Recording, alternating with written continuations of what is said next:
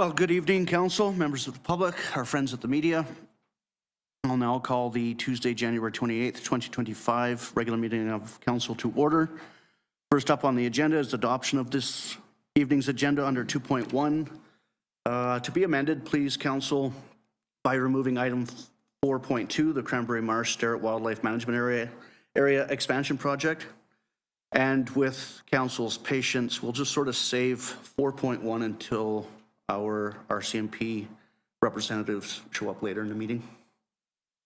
So, as amended, moved by Councillor Mullock, seconded by Councillor Pearson. Are there any further additions or deletions? Hearing none, all in favor? It's carried. Moving on to adoption of the previous minutes under 3.1, January 14th, 2024 regular meeting of Council. Moved by Councillor McLean, seconded by Councillor Blanchette. Are there any errors or omissions arising? Hearing none, all in favor? It's carried. As I mentioned, 4.2 being removed and 4.1 being saved for further in the agenda, we'll move on to 5.1, the quarterly report for 2024, fourth quarter. Are there any questions, comments for finance or administration? Are there any questions or comments to finance or administration under 5.1? Thank you, Mrs. McNee. 5.2, looking to adjust some hours for the village office and public access hours, open at 8:45 a.m., closing from 12:30 to 1:30, and then reopening and then closing at 4:15. What's Council's wish? Moved by Councillor Blanchette, seconded by Councillor Mullock. Questions, comments? Councillor Blanchette? Makes sense when you're trying to do cash out and all the little things that go with working, you know. Madam Administrator, do you anticipate any sort of service delivery challenges with the reduced hours, especially during tax season? I don't think so. Mrs. McNee would be better positioned to speak to that, but this does still provide that access to the public. But if we have a number of people come in at 4:30, then it doesn't force us into an overtime situation. Thank you.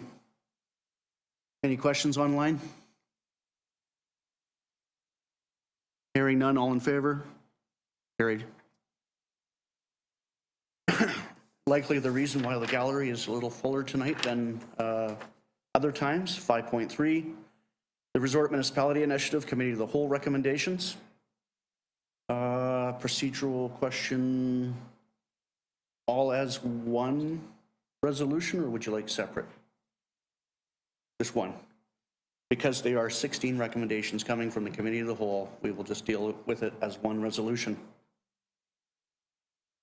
Recommendation that the following projects and amounts, as recommended at a Committee of the Whole meeting on December 12th, 2024, be approved by Council. Number 1, Rocky Mountain Racing Association lighting proposal, $25,000.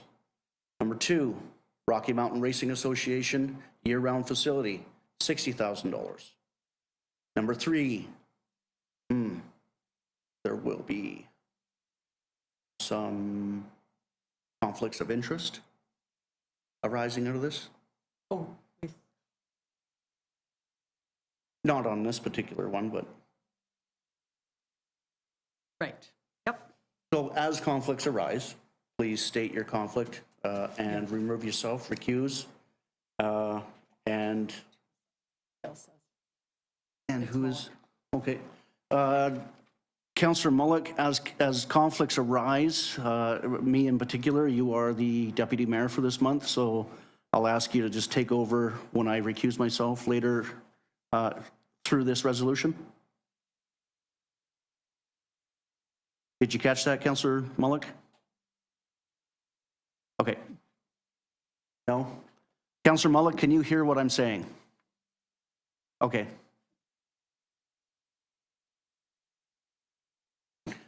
Number 3, Rocky Mountain Racing Association, Sheltered Connections, $10,000. Tourism, number 4, Tourism Valemount 2-year Vail Fest event, $50,000. Number 5, Tourism Valemount 2-year Winterfest event, $40,000. Number 6, Varda 1-year Spring and Fall Mountain Bike Fest, $30,000. Number 7, Varda Mountain Bike Trail Maintenance Program, $60,000. Number 8, Varda Valemount Snowmobile Trails, snowmobile trails, $30,000. Number 9, Valemount Community Sports Day Association 3-year Sports Day event, $9,000.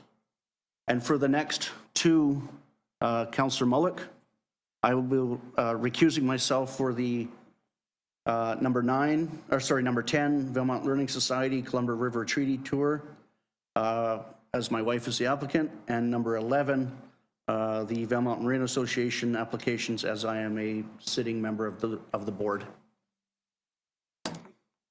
Are we not doing these as one resolution? Okay. Councillor. Just to let you know,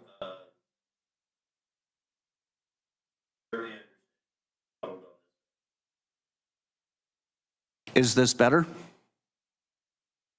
Yeah, that's a little better. Yeah, Do I have to swallow the mic for you to hear me?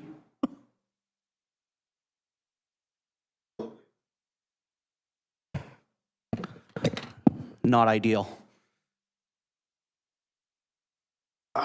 So there is, if we're handling this as a block, then there are no.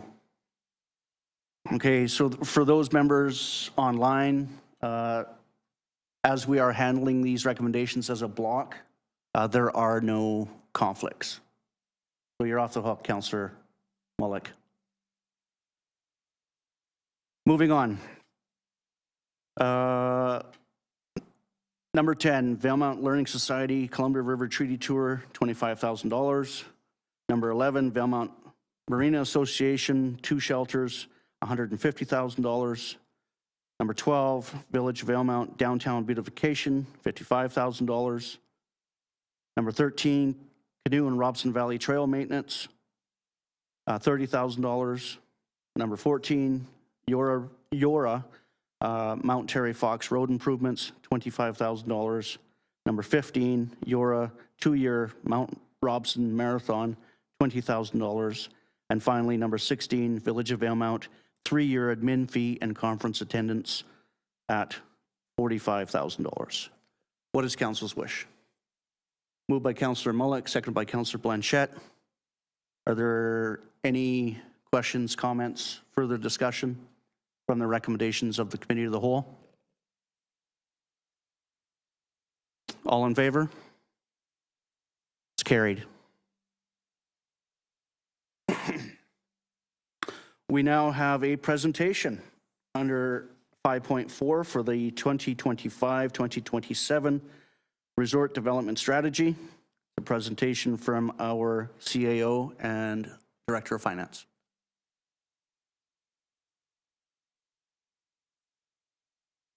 Just have to state your name and your address for the, just kidding. That Wait we're a on public moment comment to already. get the presentation up on the screen.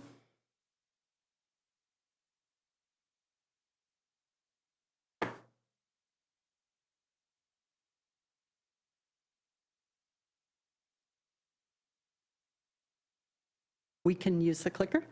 Perfect. Okay.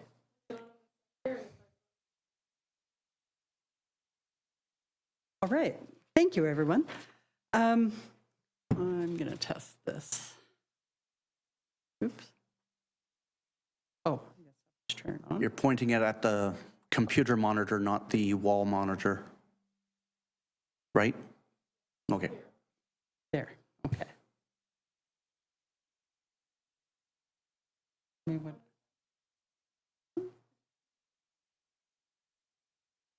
That side. Thank you. There we go.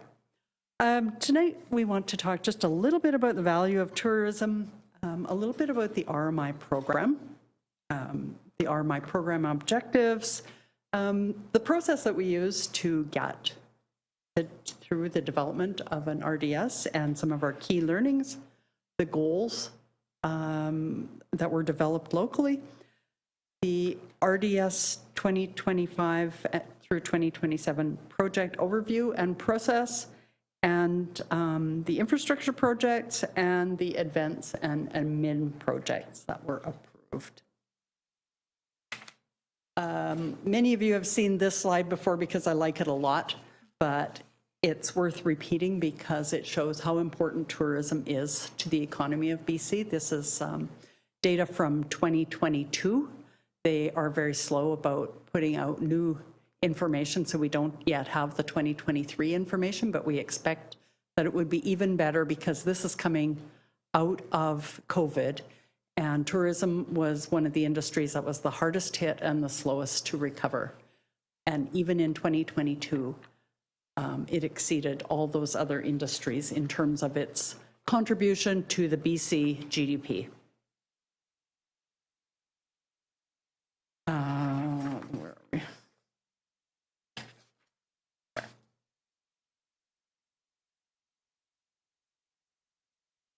The Resort Municipality Initiative was established through legislation, and I think of it as one of BC's most successful policy experiments. The RMI program is managed by the Ministry of Tourism, Arts, Culture, and Sport. It is, oh, what's happening here? Okay, yep. It is intended to support small tourism-based municipalities to build and diversify their tourism infrastructure, deliver an exceptional visitor experience, and incorporate sustainable tourism practices and products. To be eligible, a municipality must collect the MRDT and be designated in legislation, either through the Local Government Act or the Whistler Act. There are 14 municipalities that are eligible to participate in RMI, in the RMI program. It is now a closed program and not accepting any new applications. In budget of 2022, the government committed to providing $39 million over 3 years for the RMI, which was the last RDS. In that period, Valemount got approximately $665,000. The objective, oh boy, my slides are goofed up.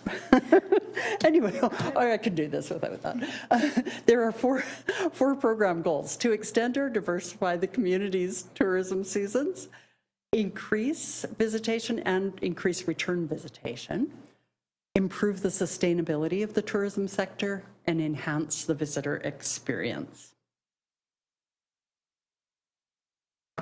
When we were doing consultation with First Nations, with the public, in reviewing the previous RDS and reviewing some of the guiding documents, such as the OCP, the Tourism Valemount 10-year strategic plan, the TOTA 10-year strategic plan, and so on, we identified some key learnings.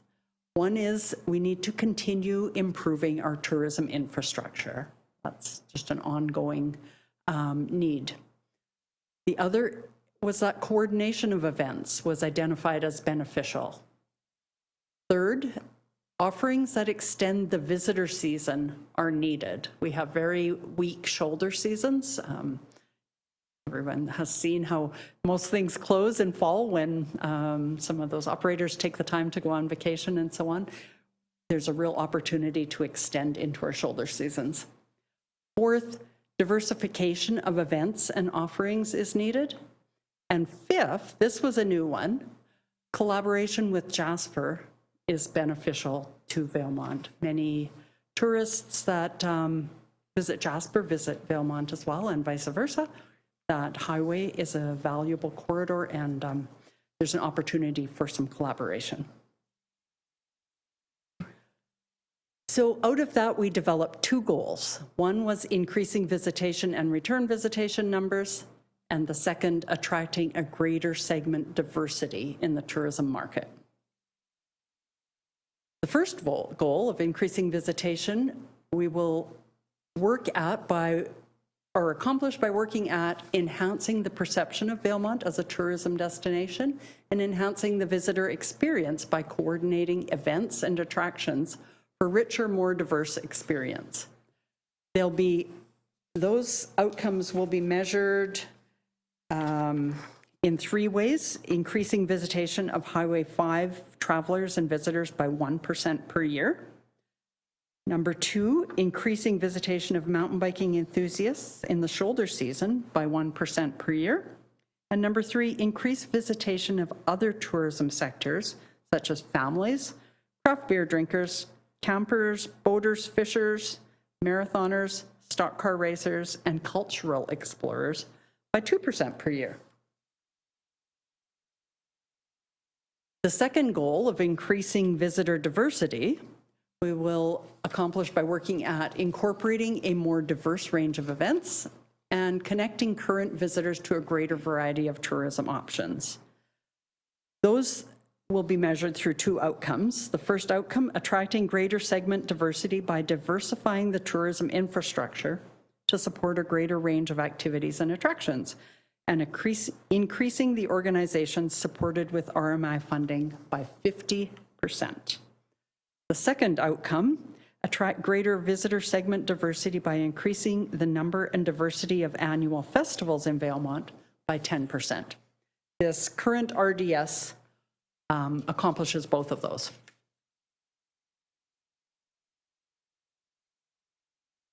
There's a lot of different approaches to using RMI funding.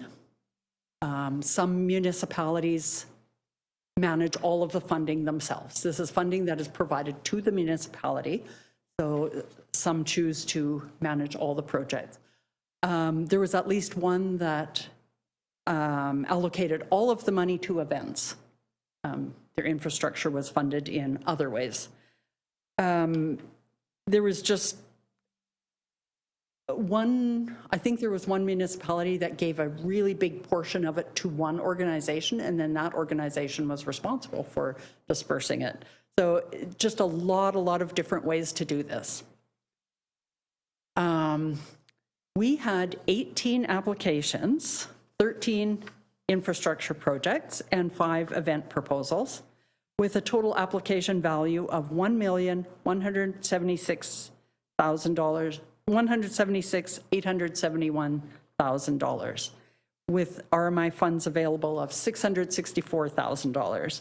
So almost double the value of applications to the amount of funds available. I think I'm on your slide already. I think I should stop talking and let you talk.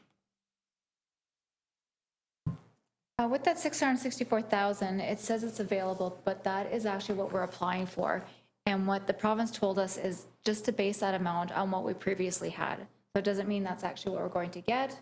It's just that that's the amount that we're going to apply. With the next slide, I think that was still Anne, so. I'm actually going to skip that one, and I'm going to go to the projects that we had applied.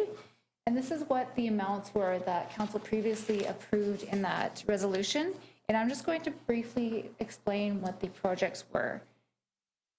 The Rocky Mountain Association, for the $25,000, was a lighting proposal, and this was for trackside lighting at their track for night events. The year-round facility is going to be for shipping containers, and that is going to include a concession, beverage garden, info booth, and this facility is going to support racing events and other community gatherings. They're hoping that other communities will be able to come and use their facilities as well. The shelter connections for $10,000 is going to be an open air pavilion, which is going to be for accessibility comfort. They will have fire pits, picnic tables, and shelter for events there. Of course, again, they're hoping that other organizations come and use that facility year-round. Varda bike trail maintenance, pretty self-explanatory there. Same with the snowmobile trails. Sports Day 3-year event, $9,000. They are looking to purchase items like a bouncy castle, arcade game, dunk tank, extra large tent. They're hoping that they can rent those items and earn revenues for their organization. They also had a sea cam for storage, and they're seeking money for 3 years to support some of their promotion and events. Learning Center for the Columbia River Treaty Tour for $25,000 was for an interpretive kiosk at the canoe launch at Cranberry Marsh, showing impacts and what was lost in the area due to the Columbia River. The marina was funded $150,000, and this is for 2 shelters at their campsite. The village downtown beautification is over 3 years, and that is going to help the entrance sign upgrades, and that's going to include finishing the garden beds, the lighting, and some potential flag poles and flags. There is a swing set and wheelchair accessible picnic table at the playground, an indigenous display at the museum, and some new garbage bins at the downtown area. Yora had some trail maintenance as long at Robson Canoe and Robson Valley trails, and also Mount Terry road improvements. And that was an enhancement to the trails that they had already completed last year. For the events, Tourism Valemount had Vail Fest, and they also had Winter Fest. Barda has Spring and Fall Fest, and Yora, the Mount Robson Marathon. The other amount, I believe, is on the other page. Oh, yeah, Sorry. Didn't have to see that. The village, each year there's a conference at RMI that is attended by all attendees of each municipality. And we've set aside $4,000 to cover those costs, so it doesn't come out of the village taxpayers. This granting agency actually will cover that instead. Also, the village has never done this before, but we've actually been allowed to take $5,000 of admin fees, which we haven't done before. So we've actually taken that out of this grant application as well this year, which we haven't done. Just a quick question on that. About 40% of these of available funding was put towards maintenance. Can you just speak to how this granting stream differs from other granting streams that may or may not allow specific maintenance funds versus new capital projects? Go ahead, Anne. Mr. Mayor, most grant programs do not allow for maintenance. They tend to focus on capital or regenerative projects. So this is an unusual grant that allows for that. So it's important to maintain the quality of the assets, such as trails. Build shiny and new and keep them shiny and new.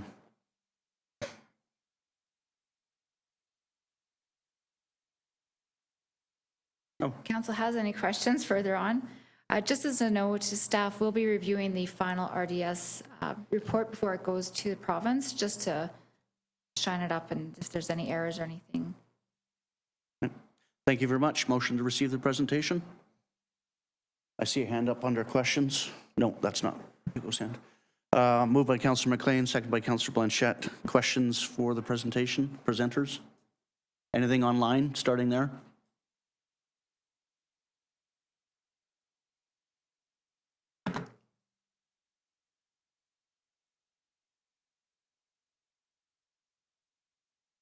Something into the chat. I don't know. Okay, anything in the room? Well, thank you very much. Appreciate it. Any questions or comment? He had his thumb up. Did somebody online have a question?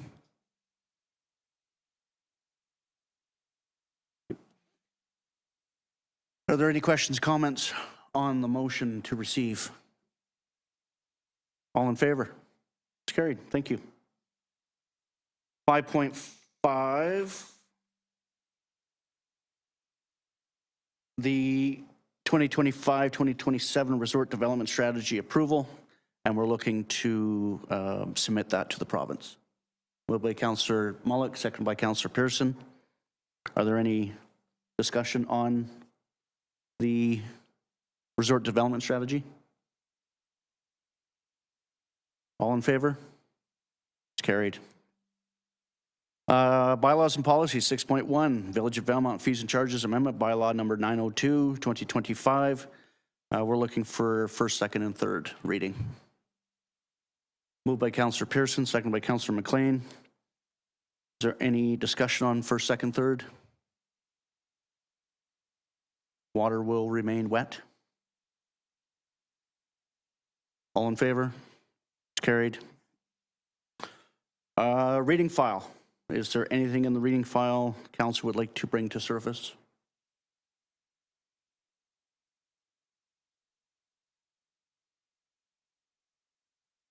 I have 3 if no one else wants to go, or did you have one? I had one. Go ahead. Speaking of one, 911. Yes.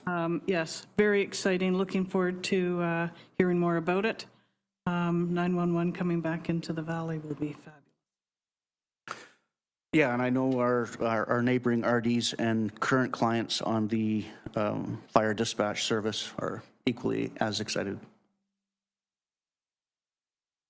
Just a note, under the itemized balance of the, under number 5, the Prince George Community Foundation for the Valemount Community Endowment Fund, and also the invitation from Tourism Valemount for Winterfest during Family Day. So the Friday in between Birch and Cedar. Hope to see you all downtown.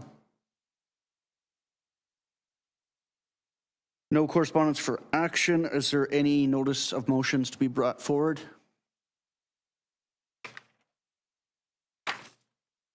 Then we'll move on to council reports. Starting online, all the way from Victoria. Councillor Mullock. You're muted. Perfect, thank you.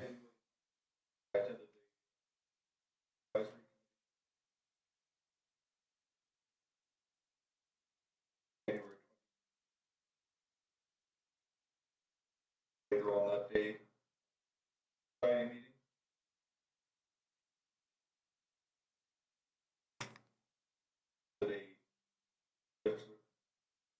Board meeting.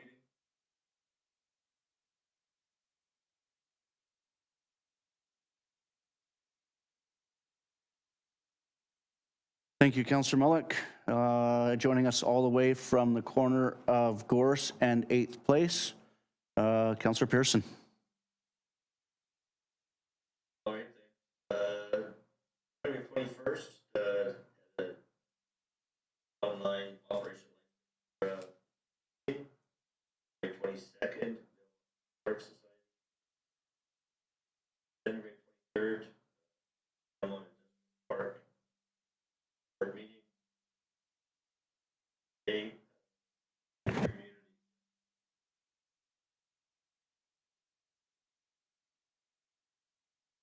Thank you.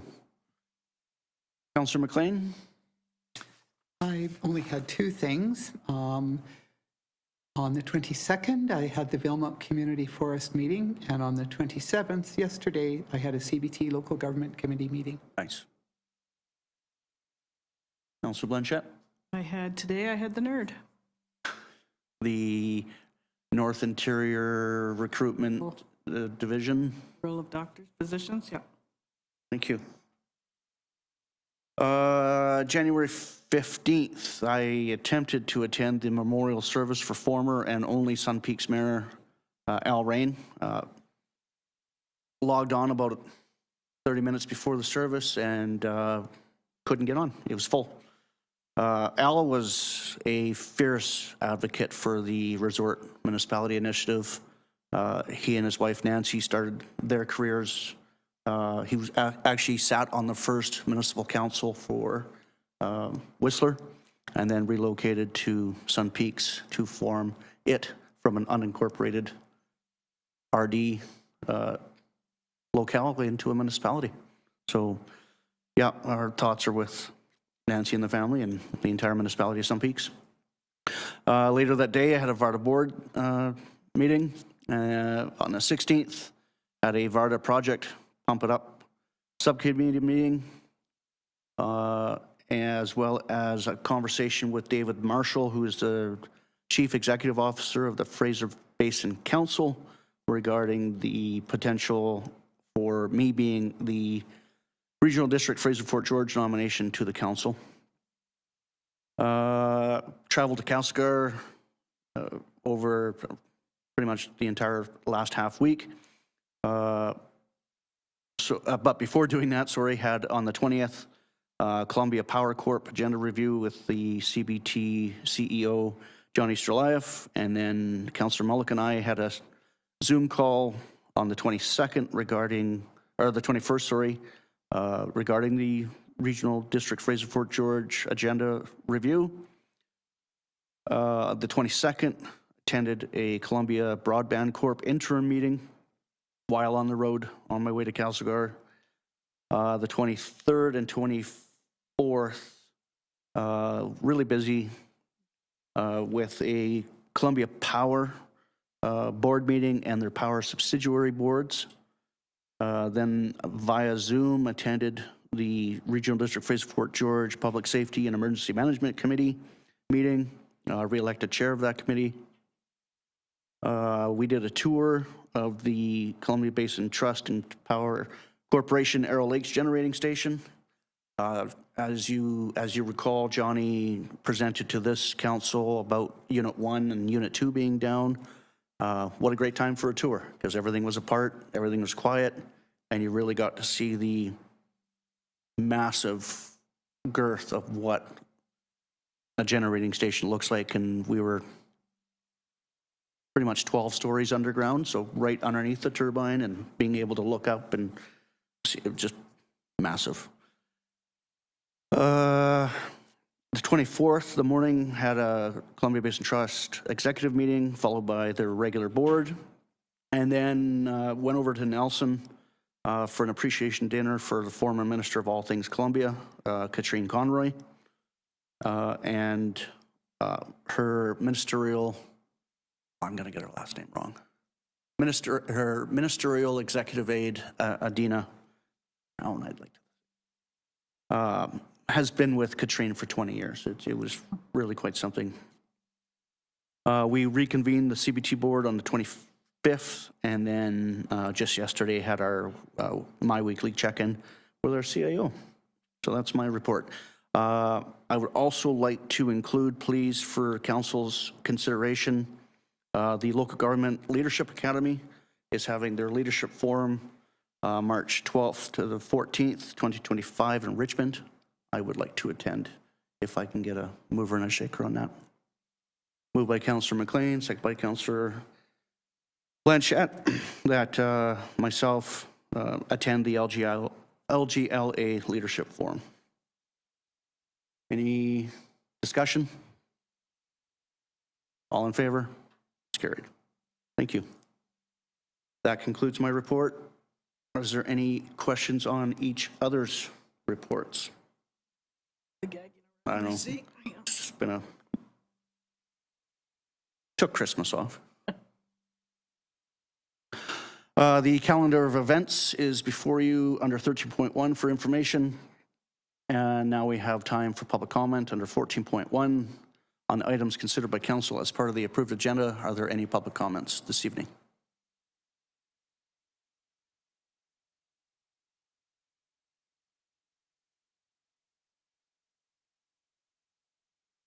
Junior Zajic, I just wanted to count them on the village office hours.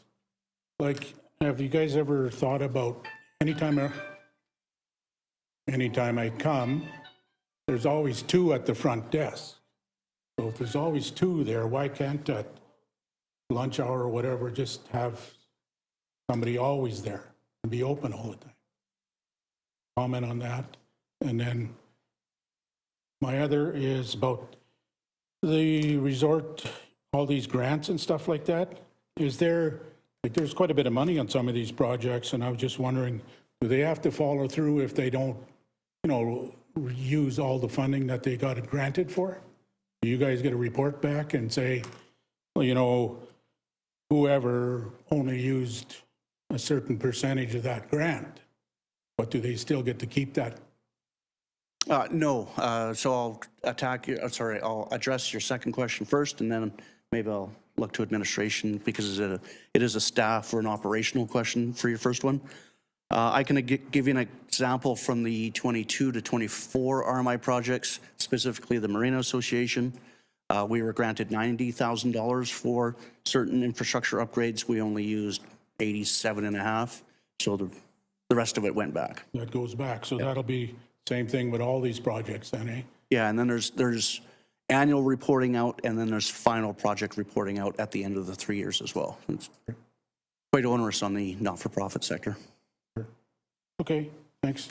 And then from an operational standpoint, maybe I'll have the CAO address that. Each person at the front desk will be working 3 days a week. Right now, it's 3 and 2. So right now, there is no overlap. You must have just hit it on just the right days when there always was an overlap. It's always seemed that when I go there, there's always 2 at the front desk, so that's why I was wondering, why can't they stagger that? We have had some turnover, and so there's been some training periods, so there's been a little bit of increased hours, but the schedule, I think starting in February, is that right, Ms. McNee, is 3 days a week for each of them, so 1 day of overlap on Wednesday. Okay, thanks. You're just so lucky to have 2. Are there other questions or any other comments under 14.1?